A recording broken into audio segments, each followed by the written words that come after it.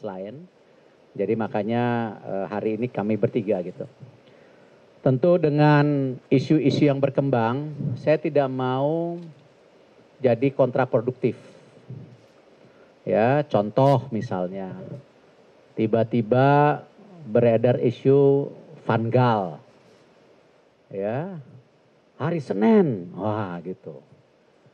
Ya, saya mau bicara nanti dipikir apa, karena saya tahu tidak pernah ngontak Van Gaal. Gitu loh. Ternyata press conference-nya mengenai isu sosial. Nah ini saya minta kita samakan di antara kita gitu. Kita jangan terjebak isu-isu yang justru kontraproduktif. Ya, dan pasti kita keterbukaan informasi sangat terbuka. Tetapi kalau kita nanti beropini yang hoax, ini kan akhirnya nggak sehat. Ya, jadi jelas saya sudah bertemu Pak Sumarji, saya bicara sama Technical Director, by phone, Pak Sekjen kita ketemu, bahwa untuk kepelatihan, ya kita nanti BTN, TD akan searching calon-calonnya siapa. Lalu nanti dilaporkan ke ketua umum. Ya, ketua umum akan adakan rapat exco. Gitu. Jadi prosesnya seperti itu. Tapi kalau misalnya tiba-tiba ya ini polemik yang terjadi gitu, mohon maaf, 2 hari. Saya rasa konteksnya kemarin bukan itu kan, kemarin kan saya bicara yang lain gitu. Nah jangan sampai ini terjebak, jadi prosesnya kita lakukan. Ya, kekurangan dari Patrick apa, kekurangan dari STY apa, kelebihan dari STY apa, kelebihan dari Patrick apa, ini yang kita harus saling pelajari agar kedepannya lebih baik lagi. Itu. Dan insya Allah saya selama STY atau Patrick jadi ya head coach tim nasional, saya kasih support terbaiknya. Betul Jan? Federasi kasih support terbaik.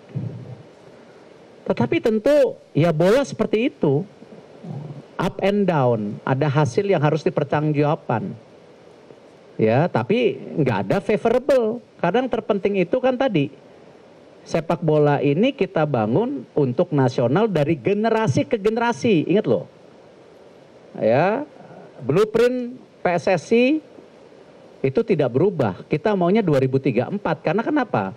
Ada pembinaan dan juga ada pemain-pemain terbaik yang di luar negeri kita akan coba konsolidasikan.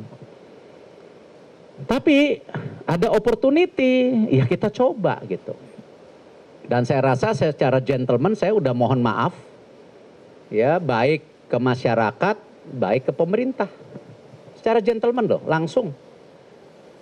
Itu. Dan kita setelah kekalahan itu kita langsung rapat, correct Alex? At the same night, after the lose, I have meeting with you. Dan I discuss with some of the exco gitu. Cuman kembali itu yang kita lakukan.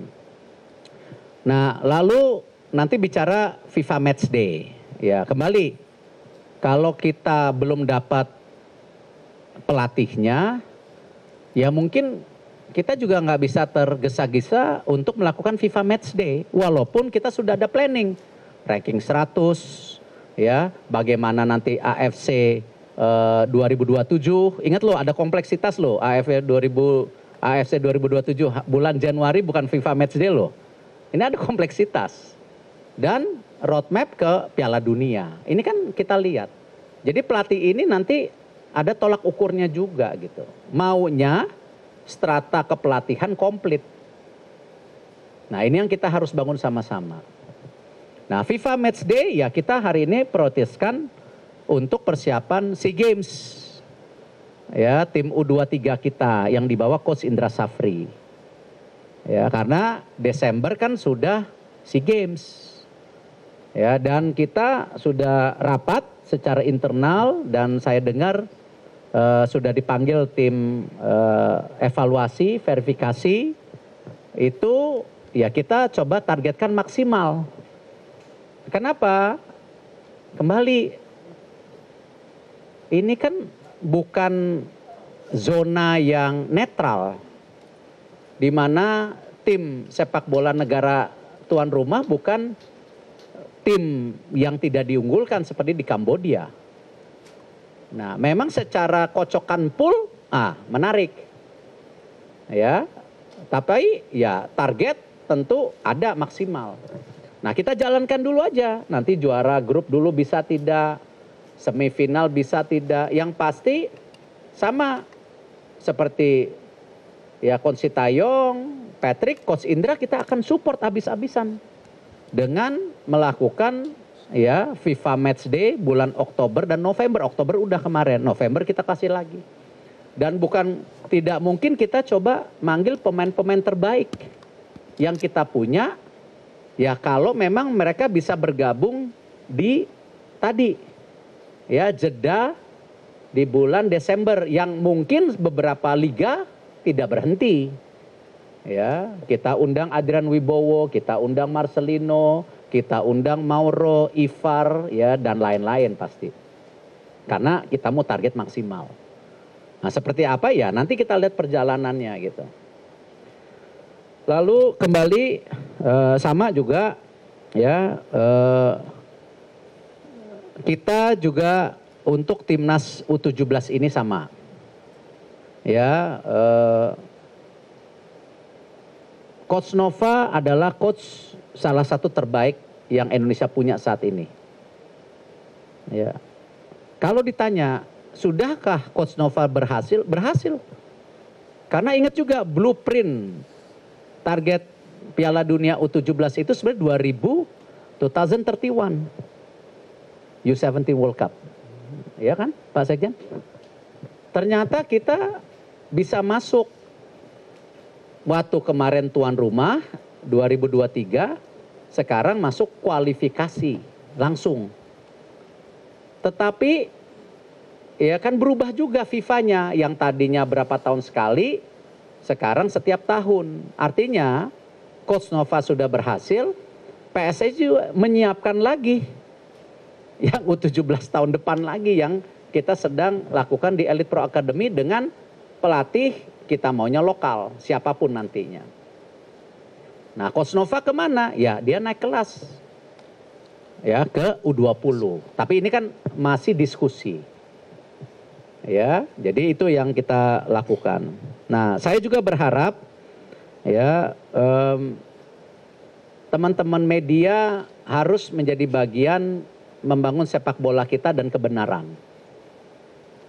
Ya, karena saya minta tolong banget masalah bullying ya yang berlebihan kepada pemain.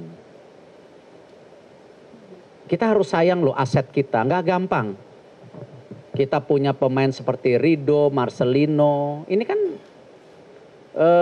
generasi emas yang kemarin. Nah, kita punya sepertinya ada beberapa pemain di U23, U20 nih kayaknya di 17 bisa generasi emas lagi. Nah kembali kita kritik nggak ada masalah. Tetapi kalau sampai kita menerima racism, ya diskriminasi, itu bukan kita lah, bangsa kita bukan itu. Dan saya menolak tegas kalau yang namanya diskriminasi. Ya, sejak awal saya ketua PSSI saya juga nggak mau ada diskriminasi di lapangan sepak bola dengan saudara-saudara kita dari Indonesia Timur. Itu saudara kita, nggak bisa di-labeling seperti itu. Nah sama, saya meminta semua untuk hal yang ekstrim, saya minta rekan-rekan media bantu jaga. Kasihan pemain kita. Ya kita harus jaga karena mereka juga jangan gagal ya pada konteks pengembangan diri mereka. Jadi Coach Nova sama saya, sama Sekjen, sama Technical Director, saya bilang juga untuk pemain-pemain yang U17 ya stop sosmed dulu, kasihan. Belum tentu mereka sekuat kita. Gitu. Kalau Pak Sekjen saya udah katam lah dibully. Tetapi kalau anak-anak kita yang U17, kasihan lah. Ya ini yang kita mesti jaga. Jadi itu yang saya mau sampaikan. Kalau ada tanya jawab, silakan. Ya.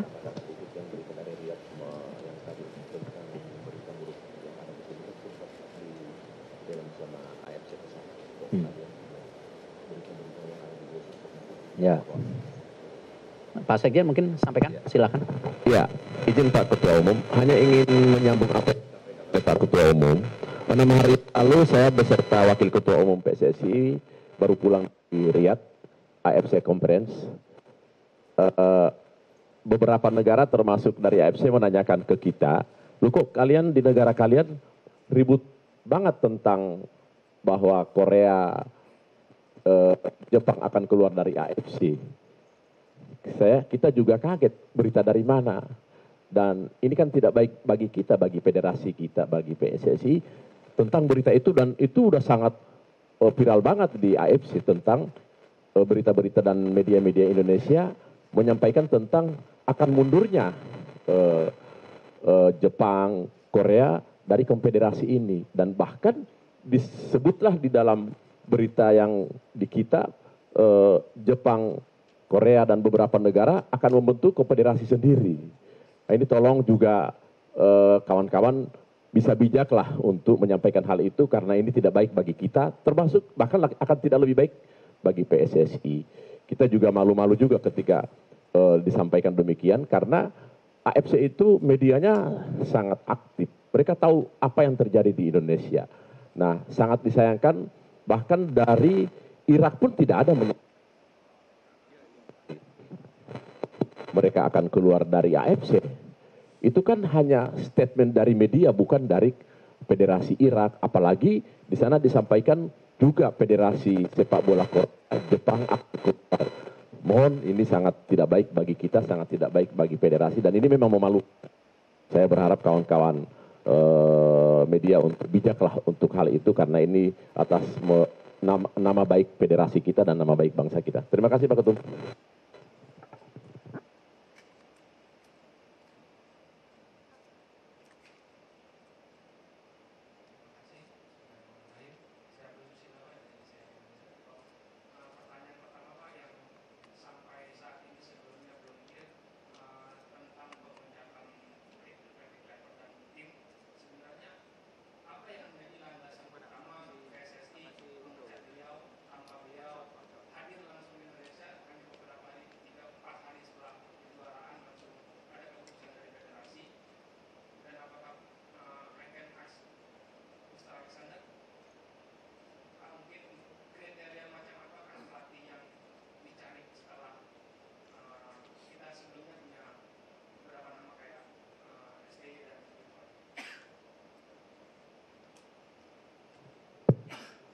Jadi kembali ya, kata-kata itu kadang-kadang bisa dipersepsikan berbeda.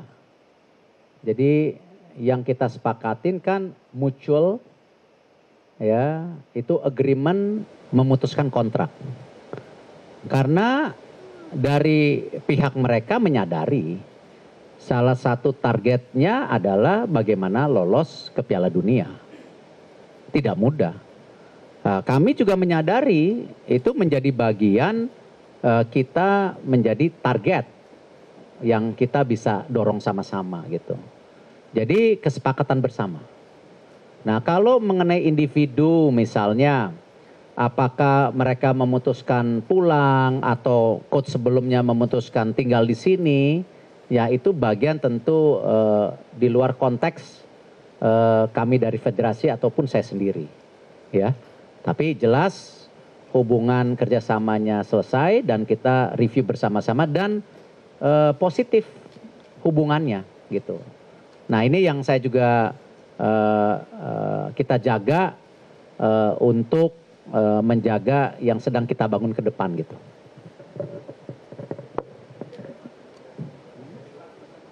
Kenapa? Tadi saya udah jelaskan bahwa kita ada target-target ya untuk AFC 2027. Bisa nggak masuk 16 besar?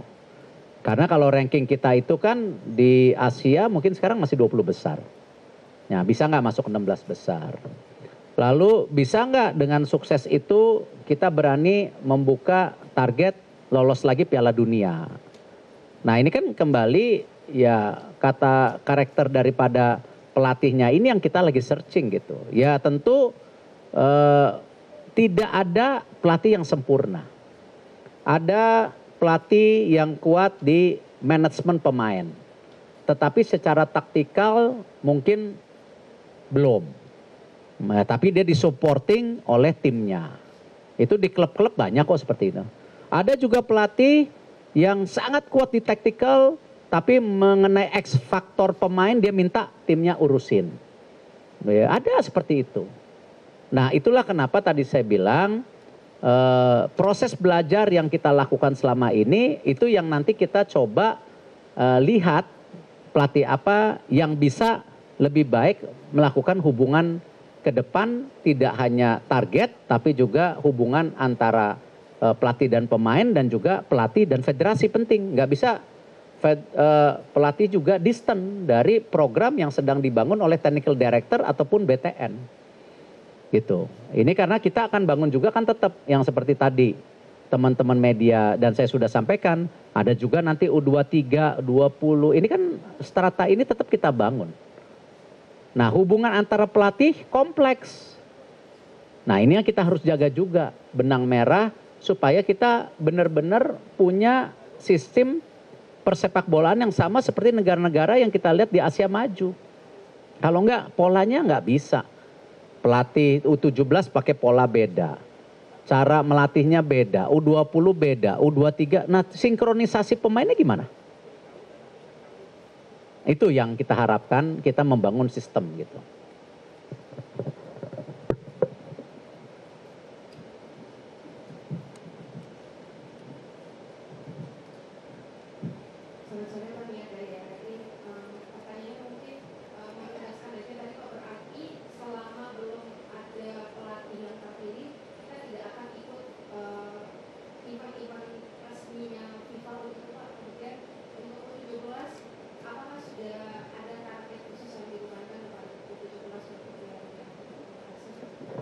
Ya U17 sudah qualified Piala Dunia. Jadi kita harus apresiasi yang sudah dilakukan PSSI, pelatih dan pemain. Kalau sampai tadi ternyata hasilnya bagus sama Zambia, Honduras, sama Brazil, itu kan prestasi, prestasi yang lebih. Nah, itu yang kita sudah tadi kalau kepelatihan kita akan memprioritaskan Coach Nova untuk U20. Itu. Tapi challenge-nya dari federasi bukan itu sebenarnya. Ya, bagaimana mempersiapkan U17 kita bisa lolos Piala Dunia enggak secara konsisten. Itu yang paling berat. Makanya Elite Pro Academy-nya sudah U17-nya udah mulai lagi di Elite Pro Academy gitu. Jadi target sudah tercapai, tapi kalau ternyata bisa lebih bagus ya alhamdulillah gitu, ya. Jadi Pak, mengenai tadi kan Bapak menjelaskan bahwa akan ada sejumlah proses untuk pemilihan pelatih baru.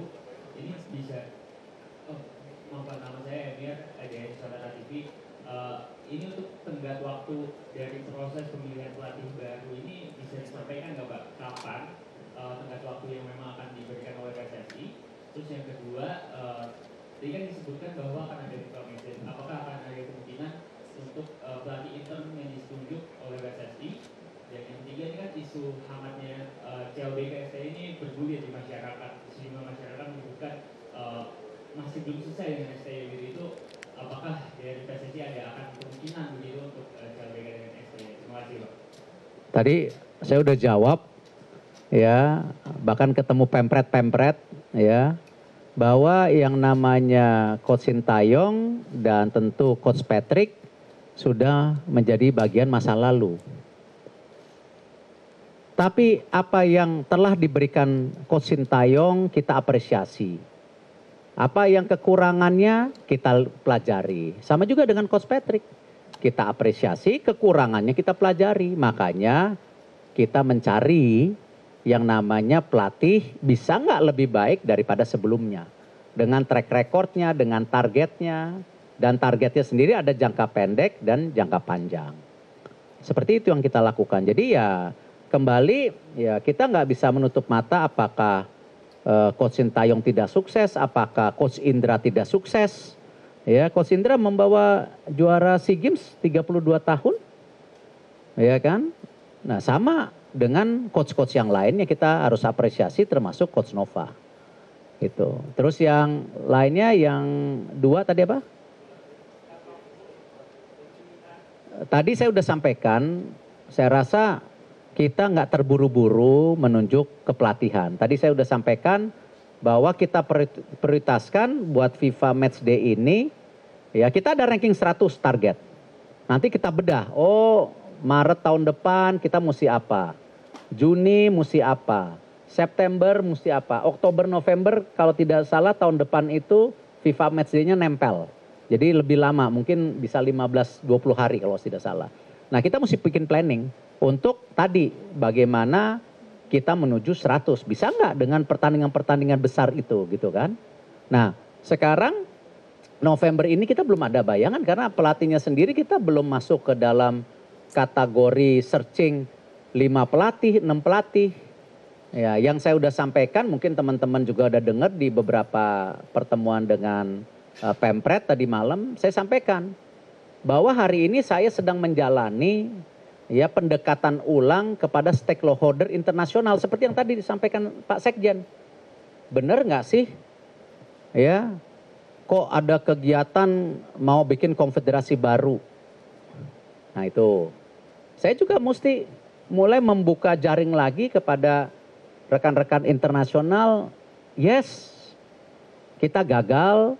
Ya, kita berpisah, tetapi percayalah bahwa kita bukan bangsa yang kejam, bangsa yang diskriminatif, sampai di sosial media pribadi ada kata-kata diskriminasi, bahkan ancaman-ancaman yang menyeramkan buat sebagian, dan itu yang berat buat kami. Termasuk kepada para pemain yang tentu kita sedang ajak bicara. Supaya mereka percaya lagi sama Indonesia, kita punya blueprint yang sama. Yang terberat itu ketika mereka melakukan kesalahan,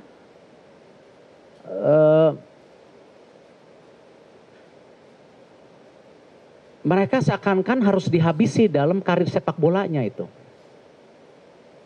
Marcelino seperti itu. Nah disitulah kami dari federasi sampaikan kepada semua individu calon pelatih atau pemain yang ada, federasi akan memproteksi mereka. Ya, dalam kasus-kasus tadi diskriminasi ya maupun sebagai ancaman ke fisik. Federasi harus tanggung jawab dan kita harus fight karena itu. Karena ini nama baik besar kita di citra internasional. Sangat prihatin gitu teman-teman media. Dan saya yakin teman-teman media di sini bukan bagian dari itu. Karena saya yakin kalian punya check and balance. Bukan media yang masuk kategori hanya menyebarkan hoax. Yang tadi saya udah bilang. Tiba-tiba Van Gaal lah seakan-akan, tiba-tiba Frank de Boer lah seakan-akan, nggak ada gitu. Dan percayalah kepada kami, inilah hubungan yang harus baik gitu. Jadi at interim kita belum kepikir. Ini kita masih, ya percuma kita searching 10 pelatih kalau dikontak, mereka udah bilang, waduh kita nggak kuat lah. Gitu loh. Itu kan yang menjadi momok yang menakutkan buat kita semua. Dan tidak mudah meyakinkan dunia internasional. Sama Sekjen tadi ditanya di AFC, ya kan nggak enak Pak Sekjen ya. Seakan-akan nih nanti ada tuduhan. Ya, kita juga pernah kemarin mohon maaf dituduh kan nggak benar. Ada pertemuan presiden kita dengan presiden, ya kan, ada jangan kan enggak. Kita udah sibuk kok sama Indonesianya. Kita nggak mau. Kita menginginkan sepak bola Asia Tenggara, Asia maju. Tetapi kita punya blueprint sendiri sebagai PSSI. Kita nggak mau ngeganggu PSSI lain gitu. Nah tapi itu kan menjadi stigma-stigma. Nah ini juga bahaya kalau kita di dunia internasional menjadi menyendiri gitu loh. Nah ini mohon maaf, mohon dibantu gitu dengan segala kerendahan hati gitu.